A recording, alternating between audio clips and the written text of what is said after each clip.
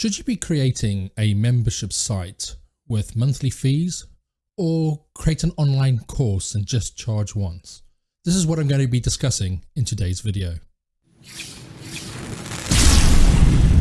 Hi, my name is Jason Kruger and I help heart-centered businesses build and automate their online marketing systems.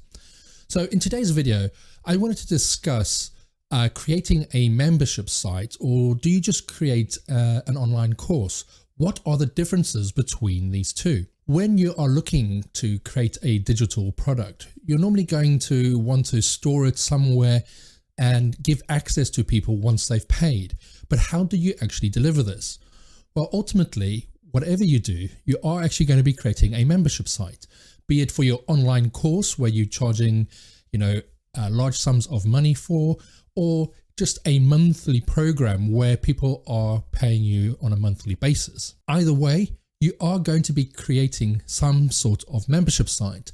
Now, there are going to be some differences between the two of them. So first of all, what is a membership site? A membership site is going to be somewhere where you're going to be protecting your content. So if you got videos, audio, and other PDFs, etc., you want it stored somewhere where someone can only access it once they've paid you for it. I've seen a lot of people out there creating these courses and kind of using hidden pages on their website to host their courses. Now, if you're starting out, that could be a way to go about doing it, but the issue that you're going to have is that it's not protected. So that person could ultimately share that page with all their friends and they have access to that content without ever having to pay for it. So a membership site to me is going to be an area where you can protect your content and only give access to those people that have paid. However, there are different membership models. There are the monthly subscription models where people are going to pay you a fee to access that content. And then there's the one-off payments. And that's where the online course model comes in, because you'll see that a lot of people will create this massive online course and then they will have a membership site to host it all. But that is the only product that is going to be on there. You pay once and that's what you have access to, nothing else. Now, ultimately, when this happens, they are charging a lot of money for it. You see a lot of these online marketers and they'll sell it for between $2,000 to $3,000 for these courses. Now, these are massive courses and it could probably take you months to go through the content. Now, that is one model that you can use, is create this massive course and then sell it. But there are some kind of cons when it comes to doing it that way, especially if you're just starting out. You don't have a massive list, so you're not going to have these big launches. Whenever these big marketers do these launches, they make millions of dollars when they do this launch. One, because they have big lists, but also they've got a lot of friends in the industry that can help promote it for them. They might only do one, possibly two launches a year, and that's their business. They launch it once or twice, they make their money at those launches, and that's how they make their money. Now, that is one way to do it, but there is a lot of pressure when creating that type of model, because you need to make sure that those launches are successful.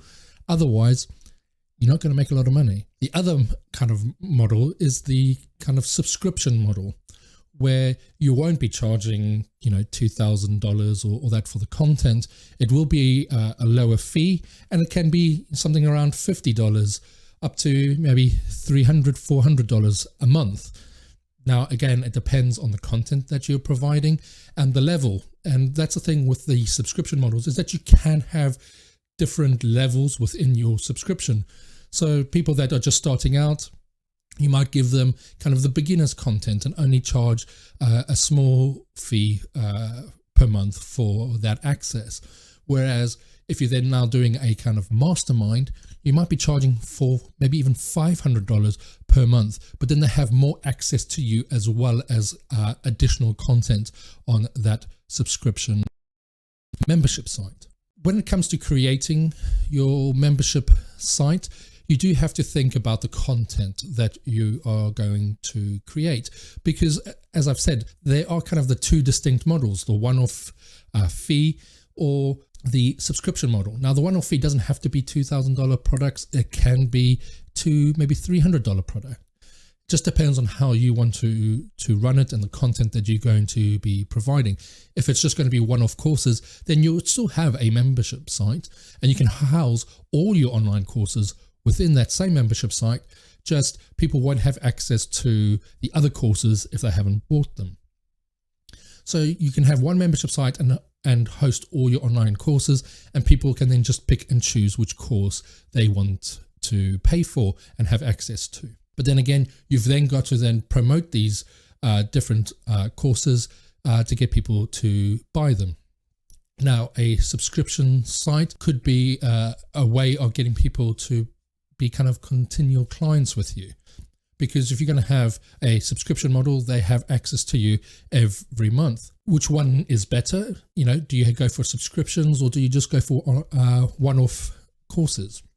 Well, with a subscription model, once you have people in there, you know, you want to make sure that your content is good every month so that they keep coming back and keep paying that monthly fee.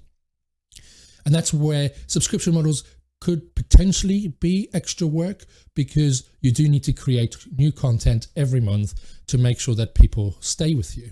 Now, if you're doing kind of 1 or 2 Q&As a month and other content, that might be enough depending on how much you're charging for. But you might want to then add more to it so that you can charge more. But then just, you know, bear in mind that it is going to be a continual process of creating content for it. But then, you know, as you start building more and more content, your prices can go up per month as well. And who doesn't like that kind of residual income coming in every month? So that's the kind of the difference between the models, the money that's coming in every month, but then also how you develop your courses, because one-off courses, it's just that. You create the course, you put it into your membership, and then you just sell that. And you don't have to do any other work for that, whereas subscription models, it is that continual process of creating content. Now, when it comes to building out these types of membership sites, there are different ways of going about it. There are hosted solutions out there like Kajabi, Kartra, Thinkific, and so many more. There are so many out there now for you to choose from. But one thing that I would ask you to bear in mind is look at the way that it is structured, especially when it comes to how many courses you can have on the different levels, because the more courses that you create, potentially the more you'll have to pay these services. So you just need to keep that in mind, especially depending on how you are going to structure it, subscription or one-off fees. If you don't want to go for these types of solutions, you can build it on WordPress, and there are, again, many different plugins out there that you can use to create them. There's MemberPress, Wishlist Member, the ones that I like using with eLearn Commerce, which is a kind of an LMS system, so that you can build out the structures of your courses. Membarium, which connects into ActiveCampaign, which is my preferred solution, so that you can then control everything from your CRM system. No matter which way you go, have a look to see how you want to plan out your membership site, because you don't want to start building it out, start it, and then 6 months down the line, you think, actually, you know what? I want to change model. Now, there is no right or wrong answer with this. You know, if you need to change 6 months down the line, then, you know, that's absolutely fine. Take the time to plan out what you want to do, because that will normally help you think about the pitfalls of the different models, as well as how you want to take it in the future. So I hope the content in this video helps you think about your membership site. It is definitely something that you should look to have in your business, especially if you want to build communities. It's a great way to do that. So I hope you found the content in this video very useful. And if you have, please consider subscribing to the channel and clicking on the notification bell so that you get notified when I next post a video. So I hope you found this useful, and I'll see you on the next one.